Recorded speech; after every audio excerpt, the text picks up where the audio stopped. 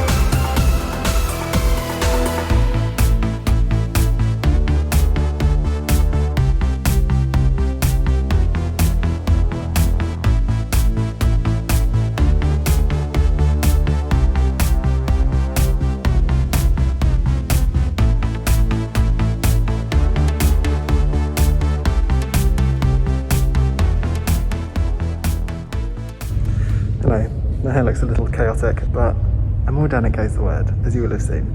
I bought...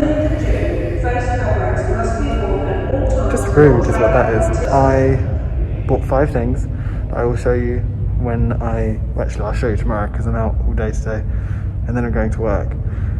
So I'll show you those tomorrow.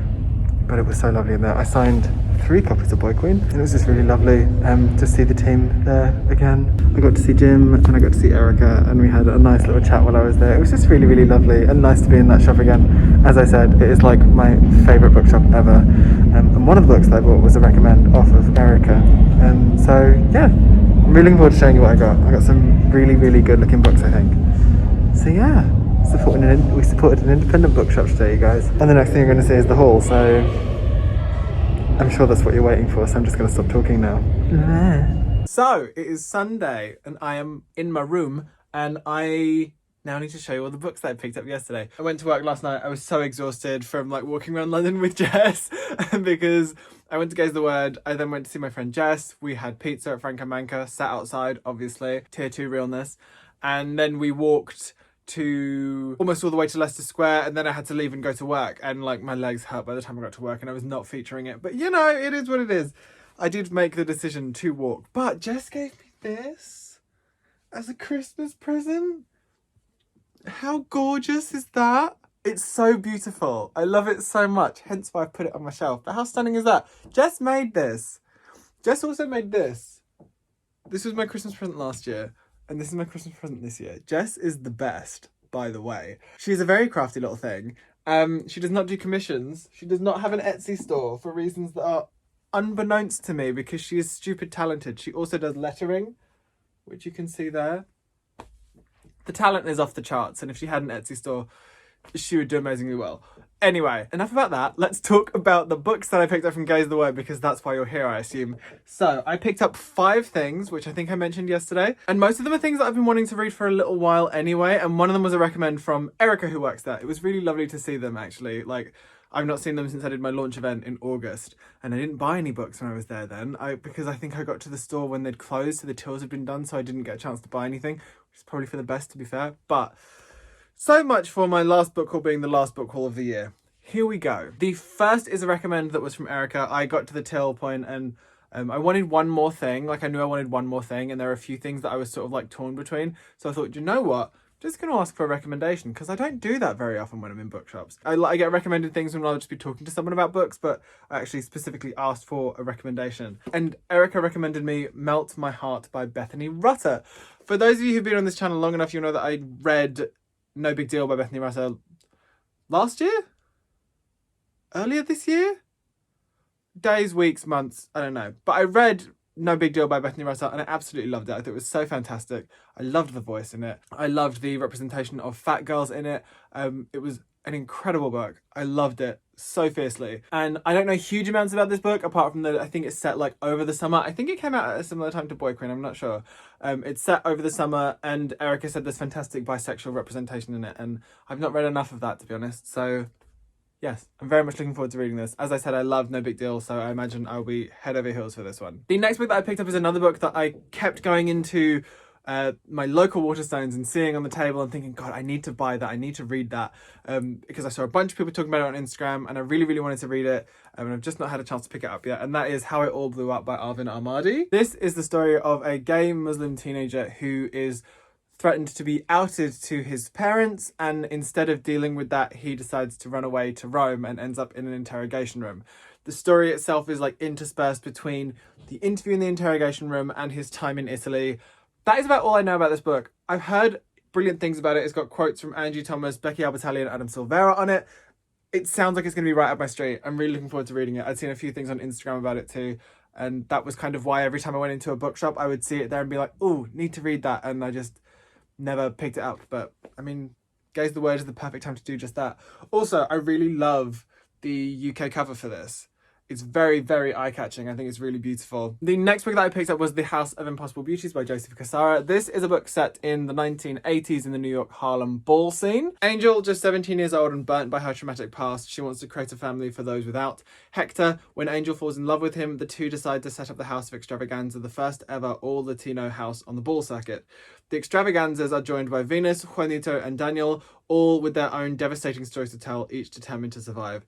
Told in a voice that brims with wit, rage, tenderness, and fierce yearning, The House of Impossible Beauties is a gritty and gorgeous debut, a tragic story of love, family, and the dynamism of the human spirit. This book appealed to me quite a long time ago. I saw the hardback and I thought it looked absolutely gorgeous. And while I was studying for my master's degree, it was something that I really wanted to read, but I never got around to picking it up. And also it was a hardback and it was quite pricey, and I couldn't afford it at the time, to be honest. I was just looking through the shelves at Gaze the Word and saw this face out and thought, oh my gosh, I didn't know it was out in paperback already. I want to read that book. So I picked it up. It's something that intrigues me. I've been watching Pose this year, which I'm really, really enjoying. And this is sort of, it's set in the same world as Pose. They're both set in the ball scene. And we're really intrigued to see what this is like. The quotes on it are amazing. I've not heard loads of people talking about it, but I want to read it. And this cover is really, really pretty. Look at this person here.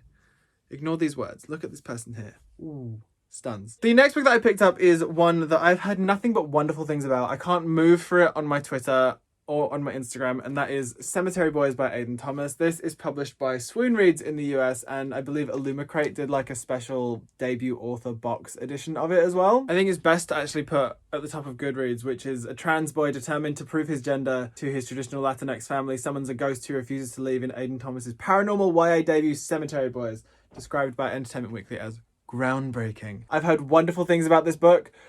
I'm not a huge fantasy reader. I feel like I've said that a lot, so it kind of takes a lot for me to like pick up a fantasy book and really want to read it like it was with Infinity Sun. But I've heard amazing things about this, and I feel like I really want to give it a go. So this. And the last book that I picked up was Who I Was With Her by Nita Tyndall. This is a book that I have, again, it's one that I've heard really wonderful things about. I was talking to Charlie Morris, I think, about this book. I can't remember whether they'd read it or whether they were really looking forward to read it. It was one of the two.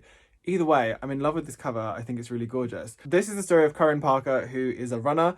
She has been secretly seeing this girl called Maggie, and her entire life falls apart when Maggie dies. No one knows about their relationship, so she has no one to turn to whatsoever apart from Alyssa, who is a complete stranger to Corinne, but knows what Corinne is going through because she also dated Maggie, and Corinne begins to fall for her. I feel like there's a lot more to this story than what is said in the blurb and what I've just said to you. But again, I've heard really great things about this book, and this cover is stunning. So again, this is a book that has bisexual rep in it, which is something that is lacking on my shelves. And I wanted to read some more of it. So I picked this up too. So these are the books that I picked up on my little jaunt to Gaze the Word yesterday. It was such a joy to be back in that shop. I love it so very much. If you're ever in London, please go there and please go and buy some things and have a chat to the lovely booksellers. Every time I go there, I find something that I wasn't expecting. I wasn't expecting to find this there. I wasn't expecting to find this there. Even though I think on the day that I was going there, I think they'd like posted on Instagram that they had it back in stock, so I probably should have known. But I always find things that I'm not expecting to find. And I think that's what's so joyful about that shop, is that it is just like, it is a shop with, it's a small shop, but it's got TARDIS-like potential. And they have like a whole lot of everything in there, which is just so, so wonderful. I feel like you will always find something that you weren't expecting to find, but might just have been the exact thing that you needed. I'm very excited to get into these books. I'm particularly excited about this.